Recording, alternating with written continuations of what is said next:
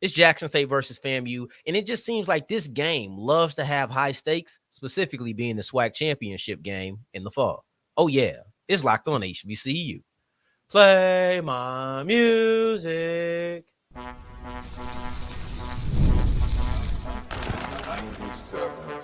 You are Locked On HBCU, your daily podcast covering HBCU sports. Part of the Locked On Podcast Network, your team every day. What's going on, family? Welcome back to another episode of the Locked On HBCU podcast, your number one daily one-stop shop for everything HBCU athletics, Monday through Friday, part of the Locked On Podcast Network, your team every day. And I, of course, am Darian Gray, a.k.a. the Mouth of the South, Texas Southern alum and former TSU Herald Sports editor and current contributing writer at USA Today's Saints Wire. Thank you for going on this journey with me. Make a Locked On HBCU your first listen of the day every day. And remember, just because the mic cuts off does not mean that the journey is over. It just means it's time to follow me on Twitter at South Exclusives. Starts with an S and ends with an S. Today's episode is brought to you by FanDuel. And FanDuel is the official sports book of the Locked On Podcast Network. Go to FanDuel.com to make every moment more. And if you're new, put down a $5 bet and get $200 back in bonus bets. I cannot lie to you. I'm extremely excited for this game. 3 matchups, 2 storylines, 1 key to victory for each squad. It's Jackson State versus FAMU. I genuinely feel as if the game sells itself, and everything that I'm doing right now is just a cherry on top. That's at the end of the day. That's what it is, because you want to watch this game, and I'm here to break it down for you. I have 3 matchups. Okay, I want you guys to marvel. Look at this. Okay. I said this was going to happen a couple of weeks ago, but now we have pregame graphics. Come on now. Y'all see it? All right, so I'm very excited. Let's go through this real quick, and then we're going to bring it right back and take it off the screen. But you have Jackson State's stable of running backs versus FAMU's front 7. You have Jamari Gassett versus the Jackson State secondary. And then you also have the FAMU defensive line versus the Jackson State defensive line. And we'll break that down and make that a little bit more clear at the end of segment 1. But let's kick it off with Jackson State's stable of running backs versus FAMU's front 7. This is something that I teased earlier in the week. The same thing with Jamari Gassett, right? The thing that makes this game so interesting and so difficult to predict is that Jackson State and FAMU have one glaring hole on their team. And the opponent, I feel like, is perfectly set to take care of that. Now, Jackson State's fatal flaw is the fact that the secondary is not the strongest part of the defense, and people will tell you that's where you need to attack them if you're going to put up some points on them. Attack the secondary. Jamari Gassett, great offense. Daniel Richardson, great offense. Like it just all adds together. And then for FAMU, I have never been a fan of their run defense all year. Jackson State has a ton of running backs. So let's get into that a little bit deeper.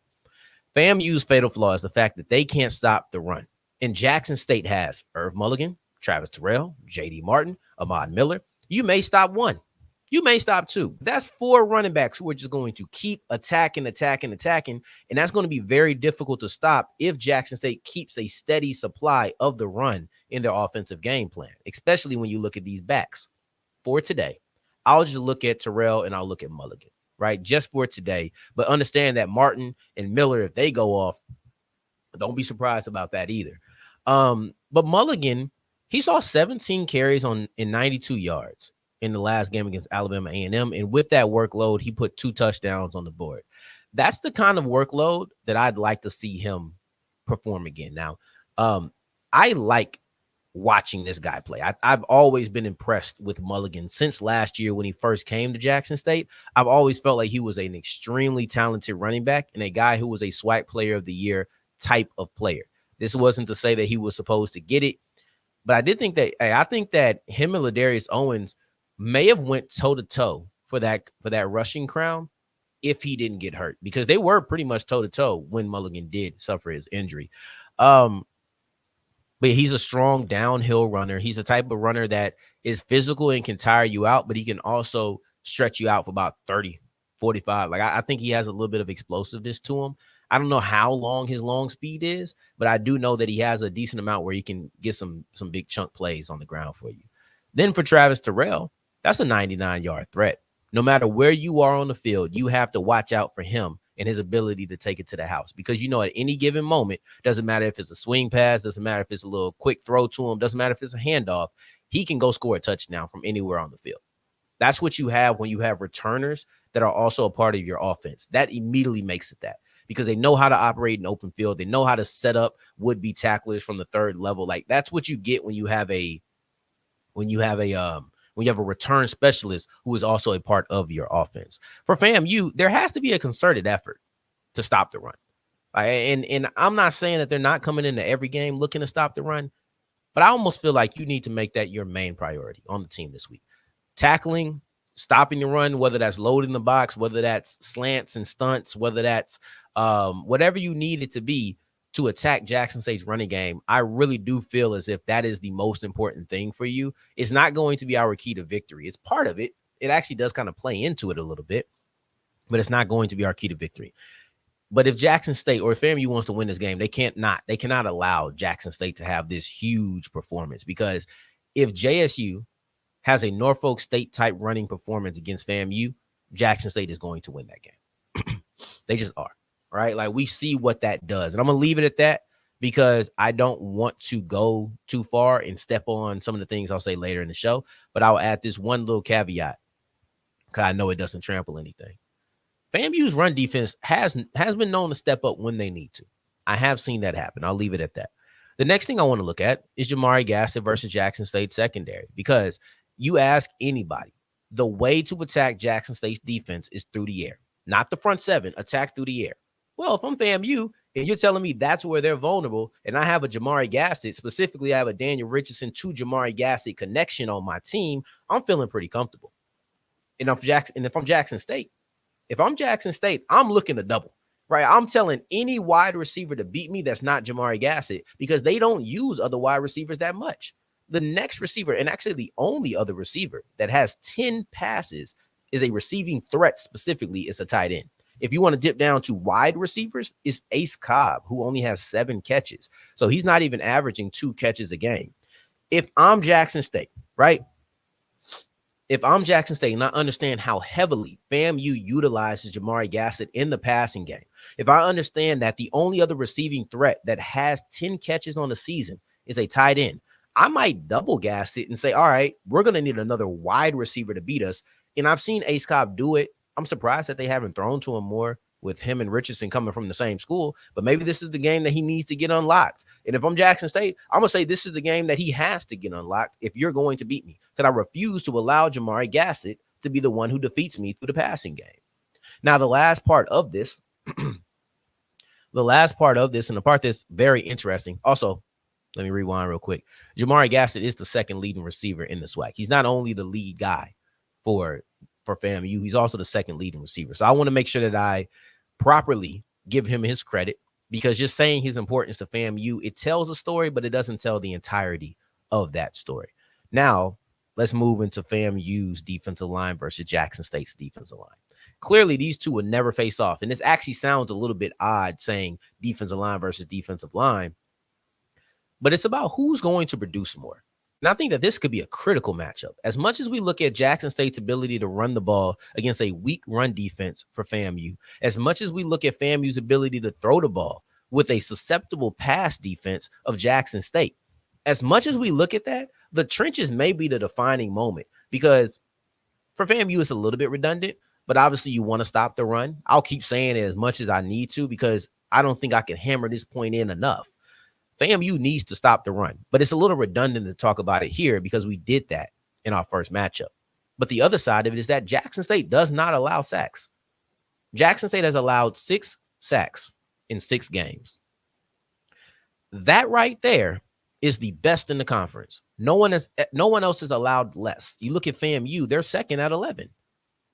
And I want to point out that 5 of those came up against Miami, FBS competition. And that doesn't even include Troy.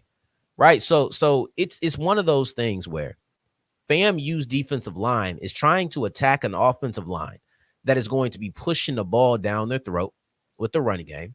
And then they're also going to be attacking an offensive line that does not allow much pressure to get to Jacoby and Morgan. They just don't. It's not what they do. Right. Lord have mercy. I knocked something over. Anyway, but just like that, we adjust. Uh, but then as far as Jackson State's defensive line goes, they get the most sacks. I think there's a lot of critical numbers here that would suggest a Jackson State victory, but the game has to be played on the field. I'm very interested because I feel like FAMU is the top dog. FAMU is the team that is probably the favorite and whatnot. But when you look at trenches, may favor Jackson State. When you look at certain things that we're going to bring up throughout this, I think Jackson State has a lot going on for them. And I'll be interested to see if FAMU can overcome it. They definitely could, but this is such a neck and neck matchup. I wouldn't even want to predict it. Remember what I said? This is a difficult game to predict because of the fact that Jackson State can really take on FAMU's fatal flaw, and FAMU can do the same to them. So that's why it's just difficult. Who's going to break first? But this kind of lends itself to FAMU's fatal flaw, because Daniel Richardson, he's got a sturdy base, right? Like, I've seen people get to him. You can't just throw an arm up on this guy and he's going to go down. He's not that type of quarterback. We all know that those type of quarterbacks are out there. He's not one of them. Instead, what he is a guy who's going to stand in the pocket. He has really good pocket mobility. He knows he knows how to feel. That's the best way to put it. Daniel Richardson is a player with a sturdy base to where you're going to have to really lay a hit on him to bring him down. But matter of fact, you may not be able to do that because he has good pocket mobility, because he has good pocket awareness and pocket feel, where he knows how to step up. He knows how to escape. He knows how to extend plays. I think that's going to be deadly. I really do. Now, as he pushes forward, I want to look at a couple of storylines that are involved in this game, because y'all know I love a good story, and this game definitely has them. Today's episode is brought to you by Hims. Fellas, let's get real. Performance in the bedroom is a big deal, and it has a lot to do with our confidence and our ego, even when we're not in the bedroom. All right, I know we want to get hard. We want to stay hard. We want to make sure that we can perform and satisfy our partner, right? I get it. That's why Hims is here to come. This is where Hims comes into play. Hims is changing men's health care by providing you with access to affordable sexual health treatment from the comfort of your couch. I'm talking about Viagra, chewable hard mints, the generics, all for up to 95% cheaper. All you have to do is go to hims.com/locked-on. I know it sounds simple, and actually it really is that simple.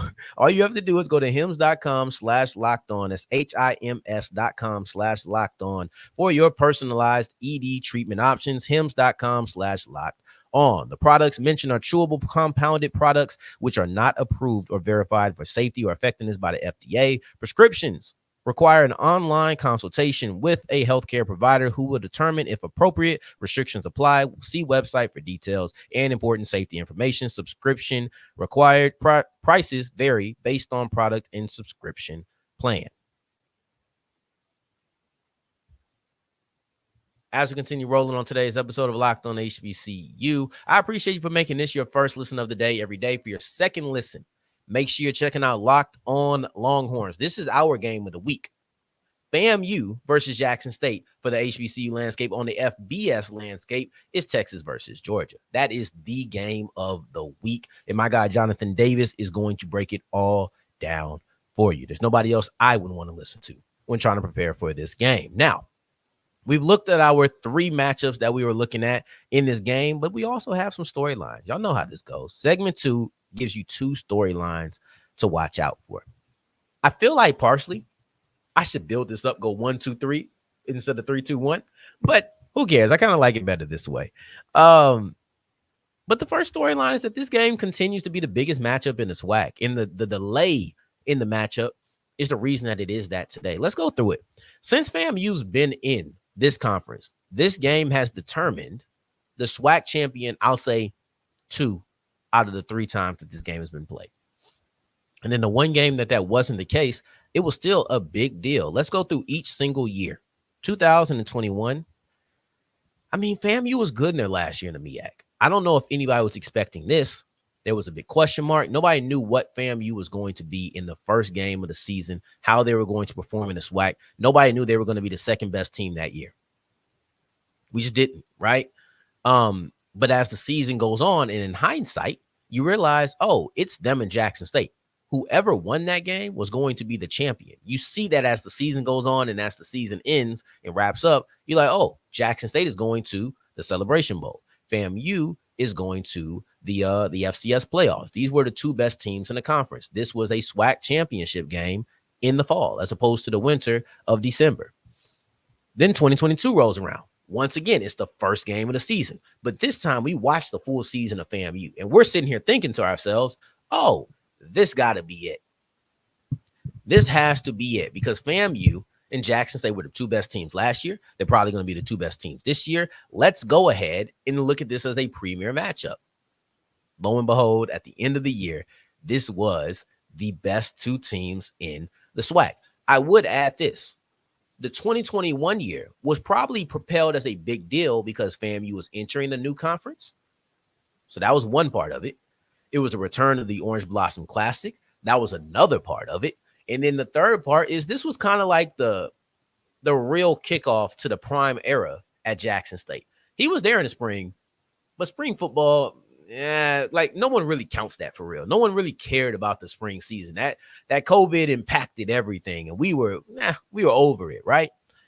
So that fall 21, that was when we were really dialed in. The beginning of the prime era, the return of a classic, FAMU changing conferences, all of that was there. All of that was there. So that was a big part of 2021. 2022, it was just building off the last game. Then 2023, prime era is over. Now you're looking like, okay, it's the TC era. What's that going to be? There's question marks about what FAMU or what Jackson State could be. This feels like it's FAMU's year. So I would say, I don't know if that was looked at as the SWAC championship game, but it did feel like FAMU needed to get that monkey off their back. I'll say that. It did feel as if FAMU needed to get the monkey of Jackson State off their back because they hadn't beat them. They hadn't beat them that up until that point. And when they did, it was like, okay, they got it. Now FAMU is going to be the dogs that run this yard.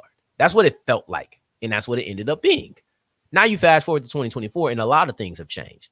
This game is no longer in the Orange Blossom Classic. And we'll talk about that in our second storyline to watch. But this game isn't in the Orange Blossom Classic. The way I want to look at the impact of that change is it's no longer the opening game of the season. I would say that moving that creates the same feel that it had in previous years. Moving that game to midway through the year, moving it out of the opening slot. Now I'm looking at it again as, well, this is the biggest game of the year because of how it shook up. The previous years, we knew Jackson State versus FAMU. They were going to go against each other. They were the two best teams in this conference, and we're going to see if or whoever the winner is, if that guy or if that team would be the SWAC champion. And it happened, right? Every time. This game is always, the winner of this game has always won the SWAC championship over the last 3 years. This year I was looking at Alabama State, and I think changes at health with Andrew Body, that changed the conversation. But if this was the opening game of the season, I wouldn't be looking at this as a SWAC championship game because I would be saying Alabama State has something to say about that.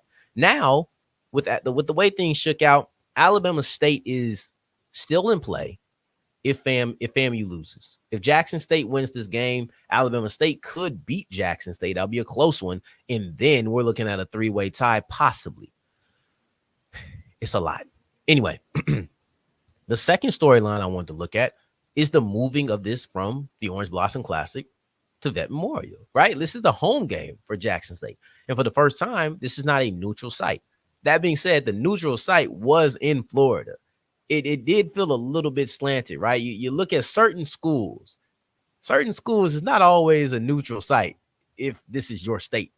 If you probably have the heavier alumni. I don't know what the numbers were. I don't know what the split was, but I can only imagine that Jackson State felt like an outsider to a certain degree in the Orange Blossom Classic. That's an assumption of mine. Now, it's certified that FAMU's an outsider.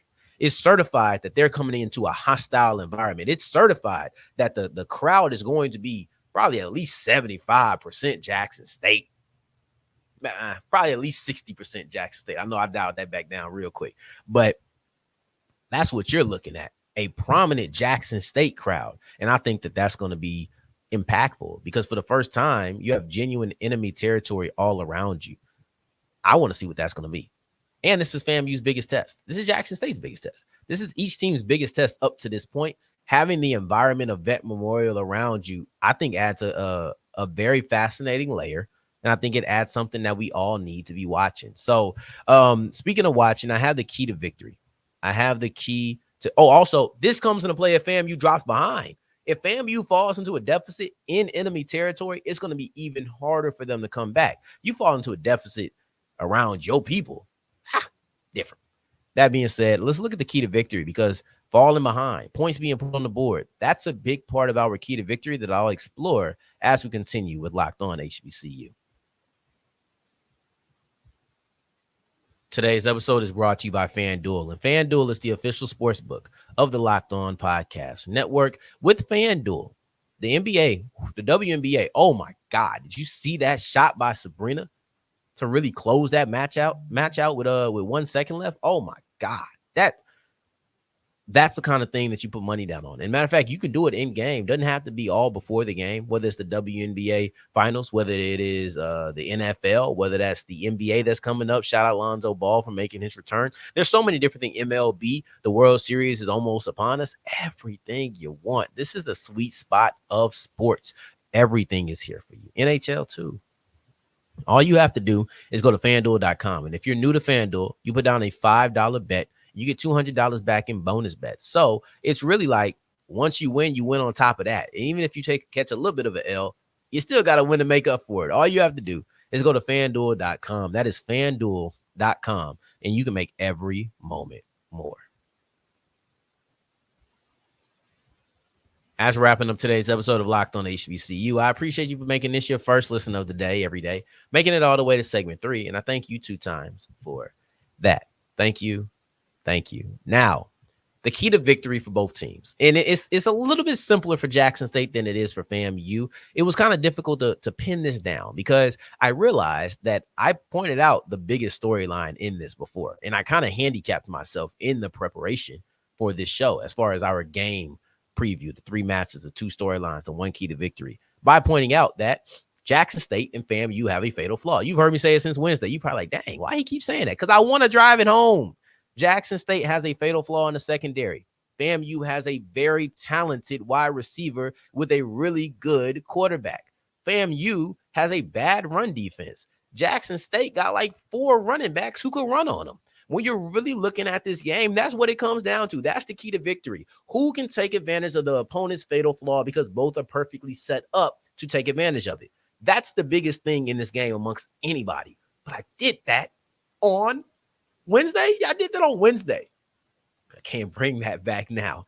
I kind of put my hands behind my back with this one, but it made me get a little bit more creative, and it made me have a little bit more fun with how I crafted it. So doggone it, I'm glad I did it.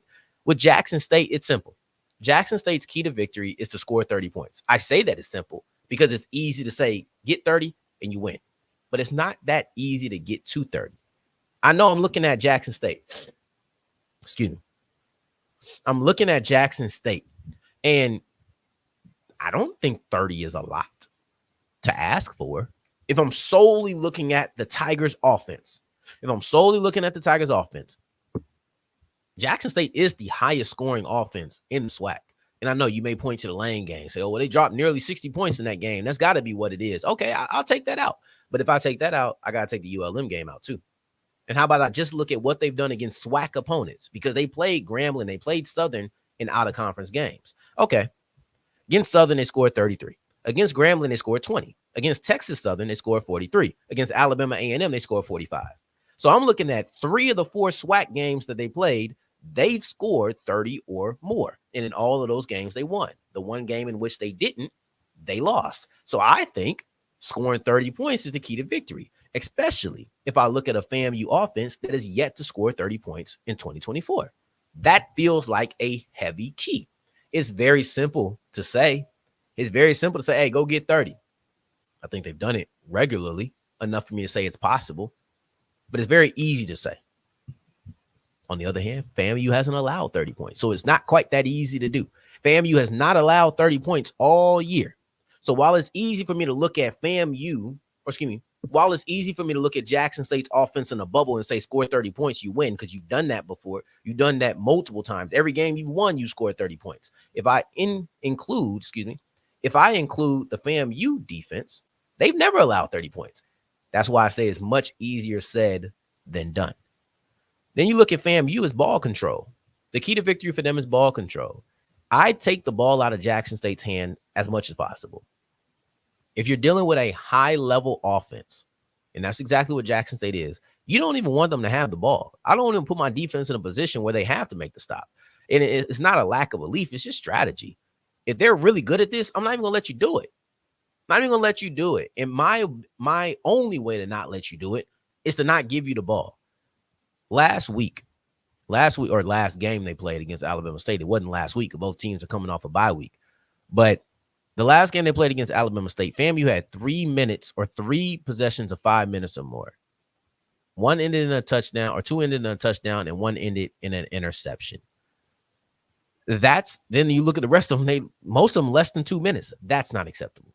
You need more of the 5-minute drives and less of the 2-minute and under, less of the 1.5 and under. Because FAMU, if they can run the ball, I know I look at FAMU as the team that needs to stop the run, but if they can run the ball and they can extend drives, well, Jackson State doesn't have a chance to get on the field. Jackson State doesn't have a chance to show you how high-powered that their offense is. And when it comes to FAMU's defense, let me just say this. I think that Jackson State's going to be in a lot of 3rd and shorts. And the team that wins the 3rd and short battle probably also wins the game. There's a couple of things that I didn't highlight. But FAMU versus Jackson State defensive line matchups, whoever is more productive, is probably going to win. Then you look at 3rd and short, because I think you're going to see a lot of those on both sides, and you don't have to run to get them. That's going to be something that we look at. But overall, FAMU's ability to control the ball. You're a high-powered offense, too. I've seen long drives by FAMU. I know that they have it in them, and you're going to have to do this here. You're going to have you a couple of 4, a couple of 5, maybe even get a 6-minute drive in there. You had a 7-minute drive against Alabama State, and that's a great defense. If you can do that again, that's how you keep the ball out of the hands of Jackson State's offense. That 35 points is way harder to score when you only get 1 or 2 possessions in a quarter. It just is. That almost forces you. If you look at 2 possessions in a quarter, that'll give you 8 possessions. You would have to score on over half your possessions. That doesn't always happen. So I think that overall, this is the game of the week. This is the game that I'm looking at first and foremost. Jackson State versus FAMU. It's been for the SWAC crown pretty much 2 out of the 3 years. The winner of this game has always won the SWAC. I won't say that that's happening yet because I can't predict the future, but it certainly feels like that's the case. So I appreciate you for making this your first listen of the day. Every day we'll be back on Monday to recap this one. Until the next time that we hear each other, family, take care, stay blessed, peace.